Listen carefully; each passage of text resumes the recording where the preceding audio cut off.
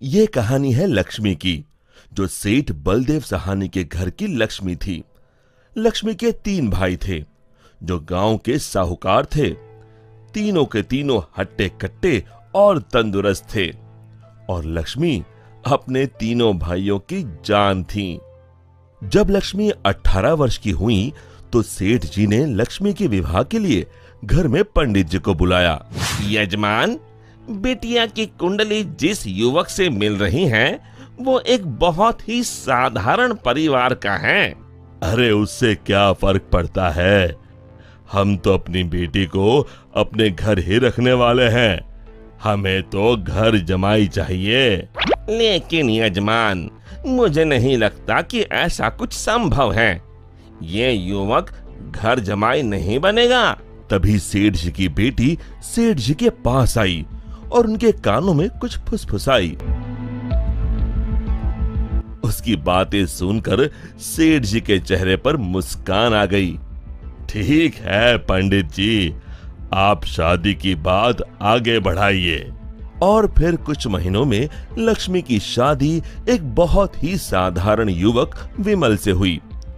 शुरू में दोनों की अच्छी बन रही थी और विमल की मां सरिता भी बहुत खुश थी। एक दिन सोते वक्त लक्ष्मी ने विमल से बात की। ना इस घर में ढंग का सोफा है, ना गद्देदार पलंग और ना ही टीवी। ए जी, आप मेरे साथ मेरे पापा के घर चलिए ना, वहाँ सब कुछ है। नहीं लक्ष्मी, अब यही तुम्हारा घर है, तुम्हें इसी घर में रहने की आदत डालनी होगी। उस दिन के बाद लक्ष्मी हर छोटी छोटी बातों पे विमल से झगड़ा किया करती। उनके बीच बात इतनी बिगड़ गई कि अब लक्ष्मी कभी बेलन तो कभी बर्तन फेंक फेंक कर विमल को मारती। विमल बेटा, ये क्या है? तुम दोनों ऐसे लड़ क्यों रहे हो? माँ, ये रट लगाए बैठी है कि मैं भी इसके साथ इसके बाप के घर में जाकर रहूं, घर जमाई बनकर। भला मैं ये कैसे कर सकता हूँ? और इसीलिए हमारी रोज अनबन होती है। एक काम कर, तू उसे अच्छे से समझा कि अब यही उसका घर है। अगले दिन फिर से लक्ष्मी विमल को अपने घर चलने के लिए जोर डालने लगी। आप मेरे साथ मेरे घर चलिए। आपको यहाँ गरीबों की तरह जीने की कोई जरूरत नहीं है। मेरे पापा के पास सब कुछ है। मैंने तुम्हें कितनी बार बोला है, मैं घर जमाई नहीं बनना चाहता हूँ। अगर आप खुद से मेरे साथ नहीं चलोगे तो मैं मेरे भाइयों से बोलकर आपको जबरदस्ती यहाँ से उठवा लूंगी। बहू की ये बात सुनकर सरिता को अपने बेटे की चिंता सताने लगी। इसके तीनों भाई तो इतने शक्तिशाली है, मेरे बेटे का क्या हाल होगा? ये मैंने क्या कर दिया? इससे अच्छा तो किसी गरीब की बेटी ब्याह लाती, कम से कम कोई आफत तो नहीं आती। अब सिर्फ बाबा जी ही मेरी मदद कर सकते हैं। सरिता बहुत दूर एक बाबा जी के पास गई और उन्हें अपनी पूरी दुख भरी दास्तान बताई। अब आप ही बताइए बाबा जी, मैं अपने बेटे को बचाने के लिए क्या कर सकती हूँ? ये ताकतवर इंसान ऐसे ही होते हैं, हमेशा निर्बलों को दबाना चाहते हैं। अब सिर्फ गुफा में रहने वाली डायन ही तुम्हारी मदद कर सकती है।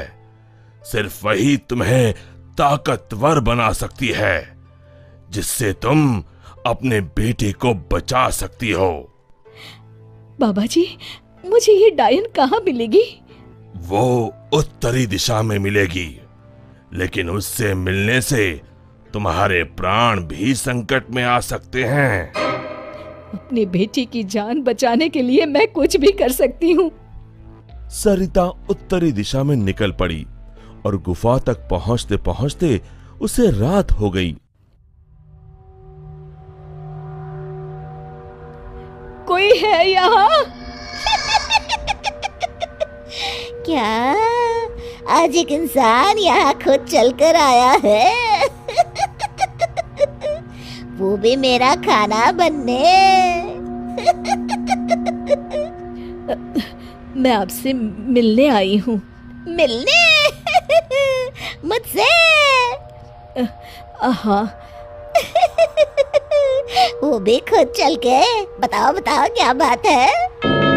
सरिता ने डायन को अपनी कहानी सुनाई।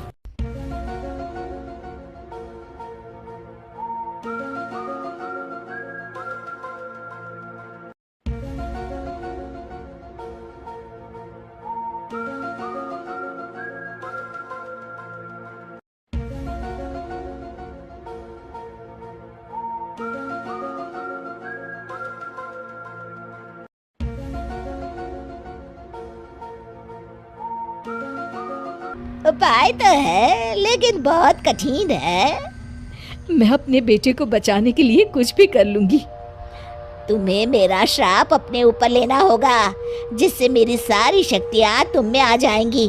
तब मैं आजाद हो जाऊंगी और तुम डायन बनके यहीं गुफा में रहोगी और ना ही सूरज की रोशनी में निकल सकोगी बाहर, क्योंकि डायन की शक्तियाँ सिर्फ रात को ही काम करती हैं।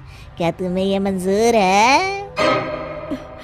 विमल को बचाने के लिए अगर मुझे डायन भी बनना पड़े तो मंजूर है। डायन ने कुछ जादू किया और डायन की सारी शक्तियां सरिता में चली गईं और अब डायन आजाद होकर एक औरत बन गई और सरिता डायन बन गई। यहां पूरा दिन हो गया था। विमल ने गांव में जाकर मां को ढूंढा, लेकिन मां कहीं नहीं मिली। रात को वो घर पहुंचा तभी लक्ष्मी उस पर बरस गई। ये सब सरिता अपनी शक्तियों से देख रही थी और उसी समय सरिता डायन के रूप में वहां पहुंची। सरिता को डायन के रूप में देखकर उसके पैरों से मानो जमीन खिसक गई। सरिता जोर जोर से हंसने लगी।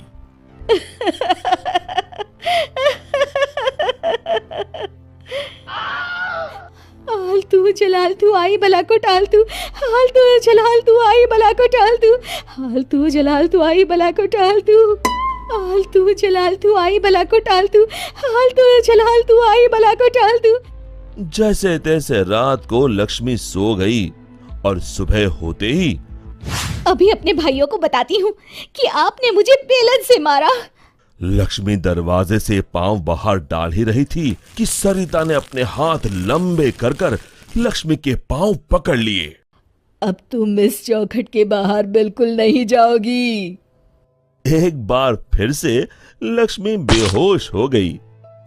अब जब भी लक्ष्मी कुछ बेतुका करने जाती थी, सरिता बीच में आकर अपने बेटे को बचा लेती और बेचारी लक्ष्मी डायन से डरकर घर के कोने में दुबक कर बैठी रहती।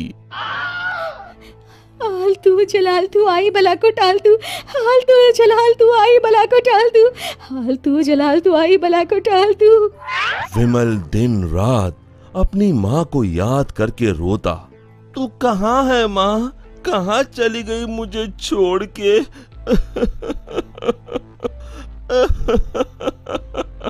बेटा विमल, मैं यही हूँ तेरे पास, लेकिन इस डायन के रूप में। ये सब सुन विमल बहुत डर जाता है।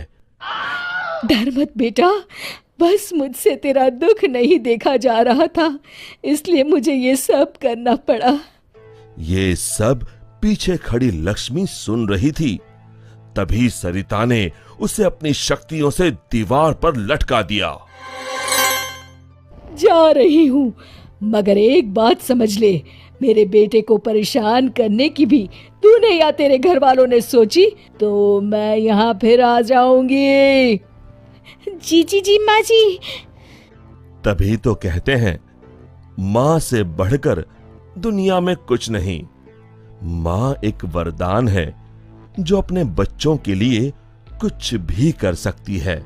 दोस्तों, हमें उम्मीद है कि आपको हमारी ये कहानी पसंद आई होगी। कृपया हमारे चैनल को सब्सक्राइब करें और सभी अपडेट्स के लिए बेल आइकन जरूर दबाएं। और हाँ, वीडियो लाइक और शेयर करना मत भूलिएगा। Bye bye.